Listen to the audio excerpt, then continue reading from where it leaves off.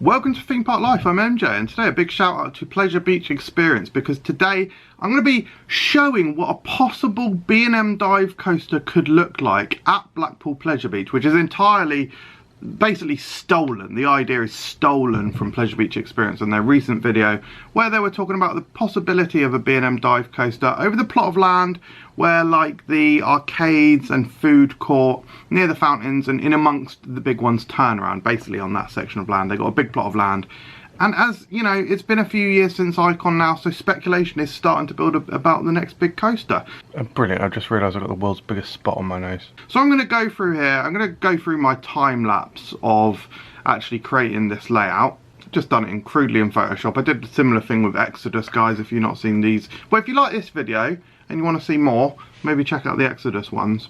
I'll talk about the colour scheme in a minute as well. But yeah, as you can see, a nice steep lift hill. Then it comes down into the drop. Now, with this drop, I didn't really want it to do the classic dive coaster drop straight into an Immelman. I think that's overplayed. So I did a twisting drop to then come back on itself. It then does an overbanked turn, then up into a banana roll. I originally was going to make this like a cobra roll, but basically just couldn't draw it. I think a banana roll might work well anyway. Then down into another overbank, or basically like a turn, almost like an overbank turnaround, into an Immelman, then into a vertical loop, which is something I bloody would love to see on more dive coasters, because there's just not enough, and it looks, I've not been on a dive coaster with a vertical loop, but they look hella fun, so I'm all over that. And then just like brake run, sorry, I'm going through puberty at the moment, so yeah, then into the brake run, turn around, and then into the station. Then, as you can see, I just added a load of supports. Then I just very quickly tidied it up and made it look more like a B&M. So, as you can see, it's very crudely drawn on here.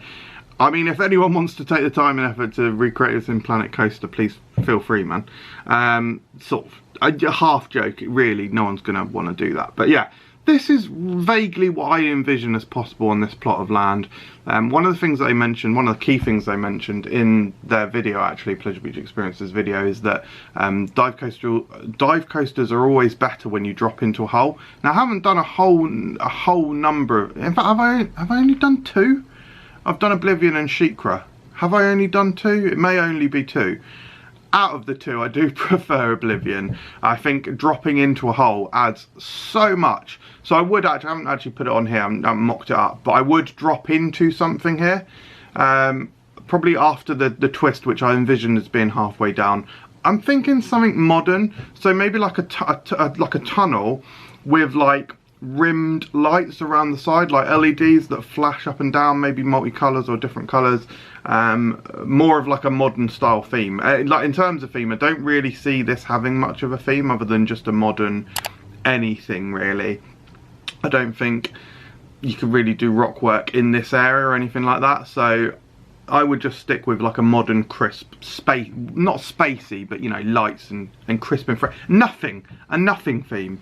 I also said I was going to talk about the colour scheme. So the prominence of this coaster along the promenade and basically in and amongst the big one, and also right next to Infusion, I feel like it has to fit in with those rides. Now, normally yellow and black would absolutely not be the colour scheme that I would choose for a coaster. I do like it as a colour scheme, but I wouldn't choose it. It's not the most interesting or the most uncommon. Yeah, I mean, a couple of hours away from here is Alton Towers with the Smiler, which has got a similar sort of colour scheme. However, with Big One right beneath it, / around it, and also Infusion to the side as well, the colours of those rides is like blue and red and white. So basically blue and red, primary colours. I just thought primary colour. Yellow, primary colour, doesn't clash too badly, and it just means you've got all the primary colours in one section. If I was actually just making this ride anywhere, I'd do it like probably green and black, like a neon green, or a couple of shades of green and black, probably. But I actually think that would clash massively in this area. Also, I'm very, I'm liking the idea of a banana roll on a coaster with yellow track. I guess sort of steel curtain sort of qualifies, although is that yellow supports? Yeah. But yeah, what do you think of my layout, guys? I just wanted to do something a little bit different. Like I say, I wanted to avoid the vertical drop into an Immelman, which you see on every bloody dive machine or dive coaster.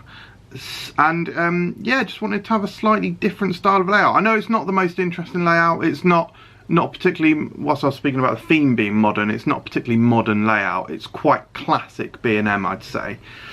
There's no like Outer Banks or Jangle Wangles, whatever you kids call these new RMC coasters or whatever. But yeah, I think it looks very interesting. I would bloody love to see it. One more thing actually that they do discuss in the Pleasure Beach Experience video is the height.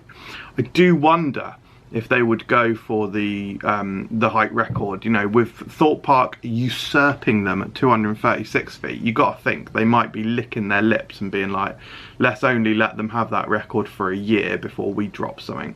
And I would envision this being somewhere around 250 feet, so not much higher than the big one, but yeah, because I feel like you almost don't want to overshadow the big one too much. But yeah, this is the end of the video. I hope you liked it. Let me know what you thought in the comments below. And if you want to see more videos like this, do let me know. I am very tempted to do a similar sort of video for Paulton's Park. The only issue with Paulton's Park is that the map I can get is flat, whereas I got this 3D sort of image from Google Earth. So it wouldn't look quite as dynamic. But this is actually the end of the video. Goodbye.